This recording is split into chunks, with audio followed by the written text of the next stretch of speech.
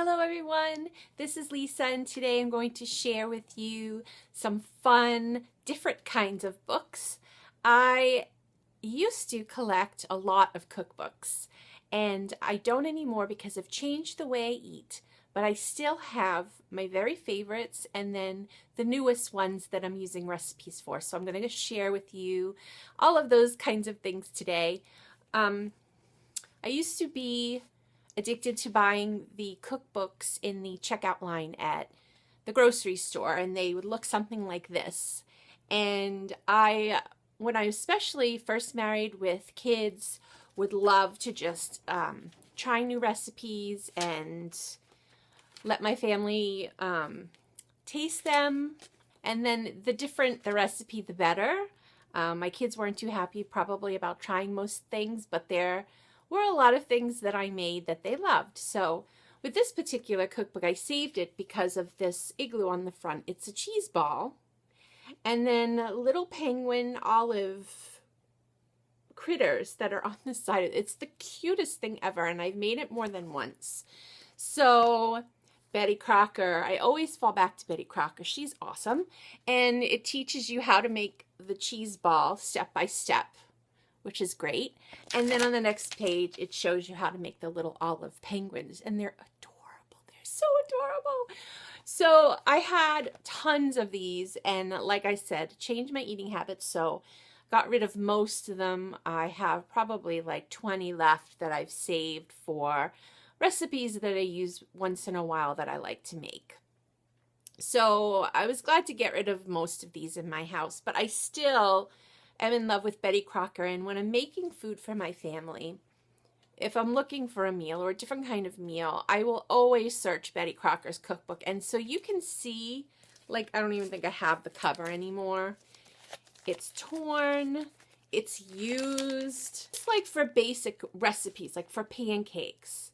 I don't know off the top of my head how to make pancakes, so the recipe is in here. A lot of my favorites in here are like quiche and then different pies, chicken pot pie, fruit pies. I mean, there's just like everything in here and how to cook everything. So I'm still in love with Betty Crocker and still keeping her as a part of my cookbook collection. So back when I was reading quite a few years ago, I read the series by Jan Karon. And the series is Mitford, and I absolutely loved it. I don't know, there's like 14 books. I'm not really sure, something like that. And in the books, it's about a small town, and they cook a lot, which was a lot of fun for me. They eventually made a cookbook. So of course, I had to get it, and it's spectacular and huge. So they not only put recipes from the books in here, but other kinds of recipes, and it's a whole lot of fun. Do I use it that much anymore? No, but I absolutely love this book. It's just so beautiful and one of my favorites, and I will never get rid of it. Then I started getting into Food Network, and that's just Food Network. I love food. I love cooking. It's something that I could watch like all day, just sit and watch them make different kinds of things. And then we got into like Cake Wars and all fun shows on Food Network, but I still follow a few. One of my favorite girls is Pioneer Woman, and she's just spectacular, and she has quite a few cookbooks. I think this is her first one, and I love her. I love her simplicity about life and cooking about family and people you love. And so this is beautiful as far as telling you what ingredients you need and then step-by-step directions on how to make it. And it's just absolutely stunning. I think every single recipe has a picture, which I love. And I just love Ree Drummond. She's awesome. Another personality on Food Network I like is Giada De Laurentiis, and so I have one of her books, and this I think is just basic cooking and how to cook chicken, how to roast a chicken, you know, how to cook certain vegetables, and then other recipes in here. She's fun. I still watch her every once in a while and enjoy the way she cooks, and that she's Italian and it's part of my heritage too. So I like to make Italian meals here and there every once in a while for my family. Then when I started gaining some weight due to medical issues and overeating, I found Hungry Girl. And Hungry Girl is absolutely awesome if you're wanting to cut calories and make delicious food. So here's one of her books, 300 Under 300. So you're looking at 300 breakfast, lunch, and dinner dishes for under 300 calories. And she has tons of ideas and even recipes that I can still have now. I have quite a few of her books. This is huge. The guilt-free cookbook. I don't know if it's really guilt-free, but it's huge, and there are a ton of great recipes that I still look at in here. Now, this is made this way. There aren't very many pictures, but it's laid out in a way where it's totally readable, where you can find what you want easy. Got into the Instant Pot craze, and I bought an Instant Pot on Amazon Prime Day for, I think it was probably about half price. And so it's a pressure cooker.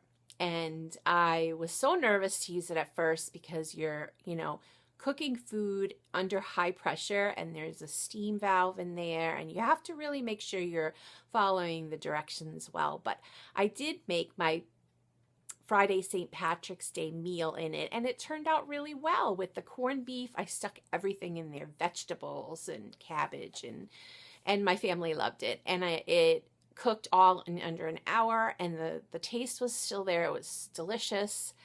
And so it came with, or maybe it didn't come with a book, but I bought it separately, and it includes recipes in here, stuff to cook in the Instant Pot. So this specific Instant Pot can also work as a slow cooker, a crock pot. It has a lot of settings in here that you can look at, and I feel like I'm just touching the surface of what this can do. So I'm going to be trying recipes in the future in making this and making my life easier. It's a lot of fun now that I know how to use it, and I'm enjoying it very much. Lastly, I'm going to tell you about my favorite cookbooks as of present, and it's because of the lifestyle change I've decided to make. I've done a lot of research in the Trim Healthy Mama plan. I bought the books that they made that explain all of the scientific data behind it, and it's a diet that I really...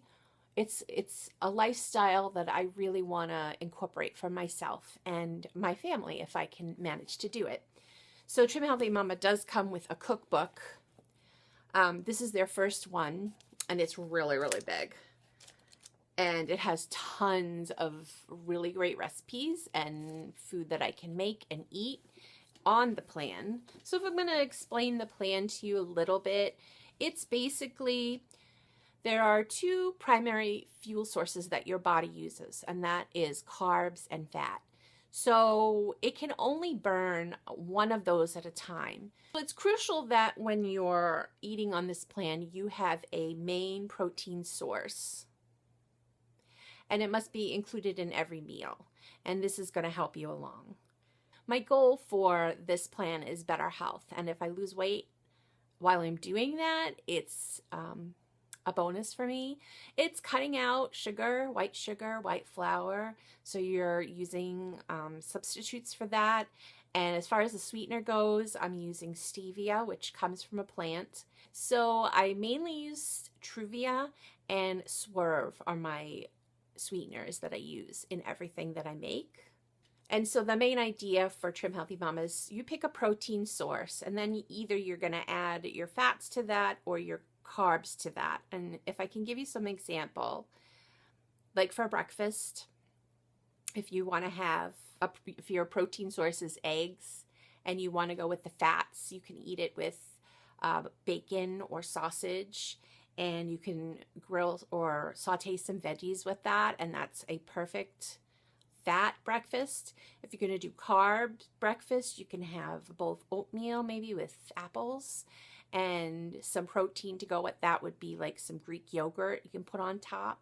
So yes, there are rules for Trim Healthy Mama, and they're a little confusing at first to follow, but I've known about this for a long time, so I know exactly what to do and what to eat. Every day I'm writing down, what I eat, and I'm going to need to start exercising more soon and really starting on this journey all over again with a few of my girlfriends, and we are excited about it. There are a ton of things that we are going to cook. One of my favorite examples is cauliflower pizza crust, and it sounds really yucky, and I have to tell you, friends, I do not like vegetables. So if I'm going to eat vegetables, I have to sneak them in the food that I'm eating. So I'm sneaking spinach in my smoothie, and I'm sneaking in zucchini in a chocolate cake so that I can get the vegetables that I need, because I don't eat them normally. And I make them for my family, and I try to get them to eat. I don't want to be a bad example. So all of these ways to incorporate vegetables in soups or smoothies is really great. So I will be logging my process in this journey along the way, but I just wanted to show you some of my favorite cookbooks and let you know that I have tons of them, and I feel like cookbooks are books. Yes. So thank you for watching today, and I hope that you all have an enjoyable rest of your weekend, and I will see you soon.